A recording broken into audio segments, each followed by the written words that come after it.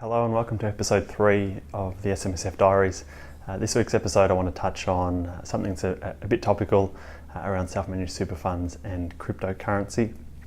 Now this isn't a video about should you do it, more about can you do it, and spoiler alert, yes you can. Now leading into Christmas I was getting a lot of queries from people outside of the business, outside of my existing client base around if they could do this, and as I said, the answer is yes. Those questions and queries have well and truly died down now. A lot of the hype has died down around it, but I thought it's still worthwhile to maybe record a video around what to look for and what you need to do when you're considering investing in cryptocurrencies through a self-managed super fund. So the first point that I want to make, a lot of the rules around superannuation are written in a way that say things that you can't do or you can't invest in, not necessarily what you can invest in. So cryptocurrencies, Bitcoin or any of the others, they aren't specifically excluded from investments that self-managed super funds can make.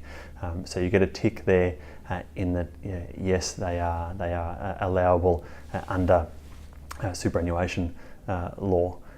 We then need to dig a little bit deeper though.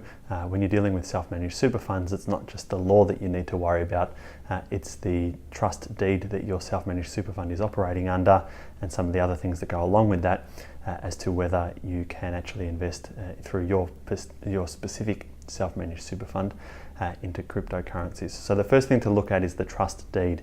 Now some of these deeds are quite narrow in their scope of investments that the super funds are allowed to invest in. Some of them are quite broad, so you'll need to dig into that and read through what's allowed and what's not allowed in your specific superannuation fund, and that will differ from one trust deed to the next. Once you're comfortable with the trust deed and that allows for your investments into cryptocurrencies, the next thing you need to look at is the investment strategy for the super fund. So this is a document that will spell out that how you as trustee of the superannuation fund have agreed to and have decided to invest the benefits of your superannuation fund, or the money within the superannuation fund, for the benefit of your members of the self-managed super fund. Now, if your investment strategy doesn't allow for investments in cryptocurrencies, well then you're going to be stopped there from being allowed to do it, and you might need to make some amendments to your investment strategy.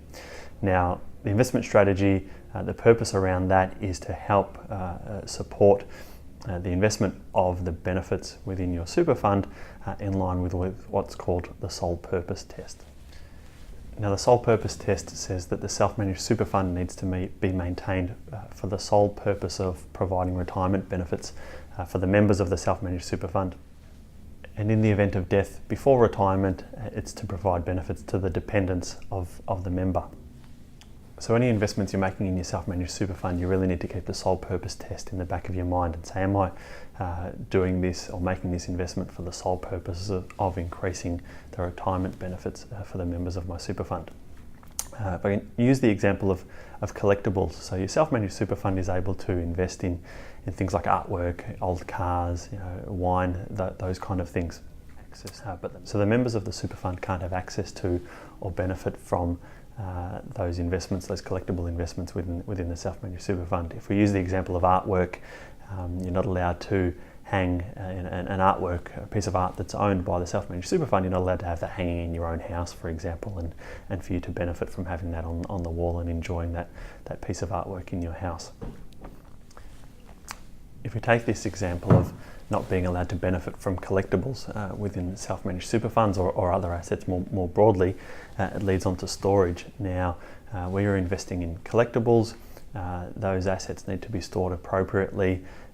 As I said, you can't be benefiting from them. They need to be insured, all of those types of things. So if we bring this concept back to cryptocurrency, you're not going to be able to hang your cryptocurrency on the wall and enjoy it in that regard, but it does need to be stored appropriately. So that would generally mean offline, where it's less likely to be lost or stolen from you, and maybe you need to keep your key in a safe deposit box or something like that, where access to that becomes a whole lot more difficult.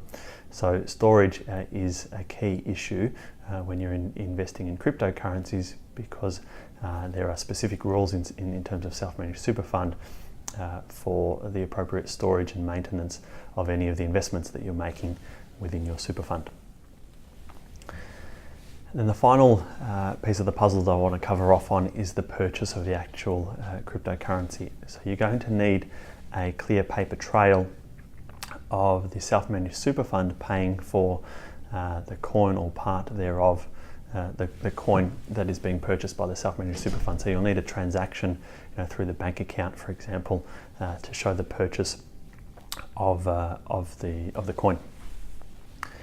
Now, when it comes to crypto, the ATO is very clear on their stance with crypto in that they deem it to be an asset, not a currency. So given that the ATO views crypto as an asset, you're subject to the acquisition of assets from related party rules. A bit of a tongue twister, but essentially there's a set of rules around a self-managed super fund that says what you can and can't acquire from a related party of your self-managed super fund. So that's generally yourself or a family member or some other related party of yourself. So when purchasing crypto, you're not allowed to purchase crypto that you already own personally. Your self-managed super fund isn't allowed to purchase that from you, nor are you allowed to transfer or contribute to your self-managed super fund cryptocurrency that you already own and have that ownership change across to the self-managed super fund. All purchases of crypto need to be done through an independent exchange, purchased from an independent person, independent body. They can't be contributions or acquisitions, purchases from yourself or some other related party. There are strict rules around that, and there is quite a narrow list of assets that can be purchased from a related party.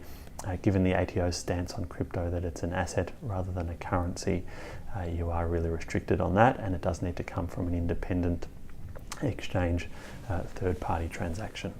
So wrapping this all up, yes, your self-managed super fund can invest in cryptocurrency, but you really do need to tread carefully.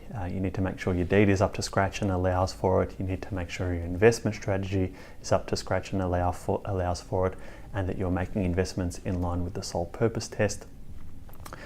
You also need to be careful around the purchase of the crypto. You can't be contributing or buying crypto from yourself. It does need to come from an independent exchange, an independent third party. And the last thing that I touched on was the storage. So you need to make sure that it's safely stored and securely stored, and that you've got records to show that, because chances are the auditor of your self-managed super fund may come looking for that, and you don't want to get yourself into trouble. So crypto's a yes, but really do tread carefully, and I'd encourage you to get some guidance if that's something that you're considering doing. Thanks for watching, and tune in next week for episode 4. Thank you.